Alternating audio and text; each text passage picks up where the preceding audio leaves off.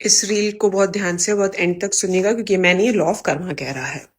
हम जब किसी के साथ रिलेशनशिप में होते हैं या उनसे बहुत प्यार करते हैं और तो उनको हम काफी हद तक जान जाते हैं क्योंकि उनके पैटर्न्स, उनका बिलीफ सिस्टम, सब चीजें हमको अच्छे से समझ में आने लगती हैं।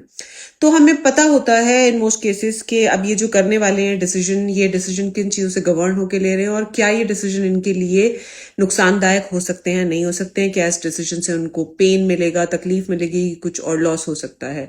तो हम उनको वार्न करते हैं, वो नहीं सुनते हैं।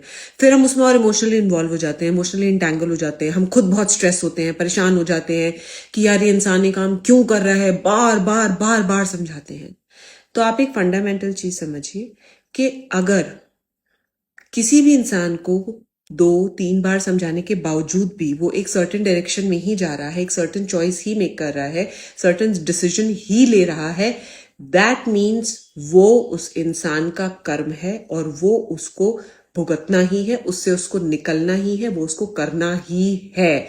वो उनकी लाइफ का प्लान है क्योंकि फ्री विल हमारे सबके पास होती है और फ्री विल का ऑप्शन उनके पास आता है जब आप उनको एक और पर्सपेक्टिव देते हैं, पर वो नहीं चूज करते हैं।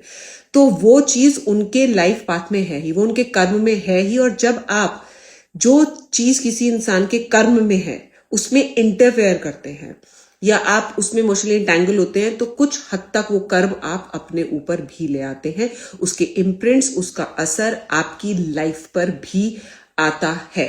और ये मैं सिर्फ किसी और के साथ किया है उससे नहीं बोल रही हूँ कि मैं किसी मॉरल हाई ग्राउंड पे, मेरे खुद के साथ हुआ है। मुझे बहुत बार नजदीकी लोगों ने बहुत सारी चीजों के लिए समझाया है कि ये मत कर, ये तेरे लिए ठीक नहीं है, और मैंने नहीं सुना।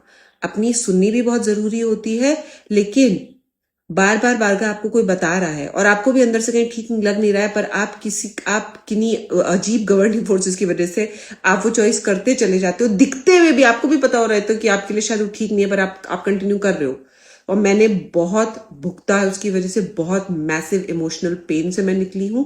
तो मेरे खुद के लाइफ एक्सपीरियंस से मैं आपको बता रही हूं कि जब आपके बार बार बोलने पर भी कोई इंसान नहीं सुन रहा है तो वो उसका कर्म है जो कि उसको करना ही है, उसको भुगतना है, उसको उससे गुजरना ही है। और आप उसके कर्म का हिस्सा मत बनिए। बहुत डिफिकल्ट होगा पीछे बैठ के देखना कि भाई कुएं में गिर रहा है और आप देख रहे हो, पर आपको अपना दिल मजबूत करके ये करना ही होगा। So stop trying to save people. Sometimes it's the karma that they have to just go through.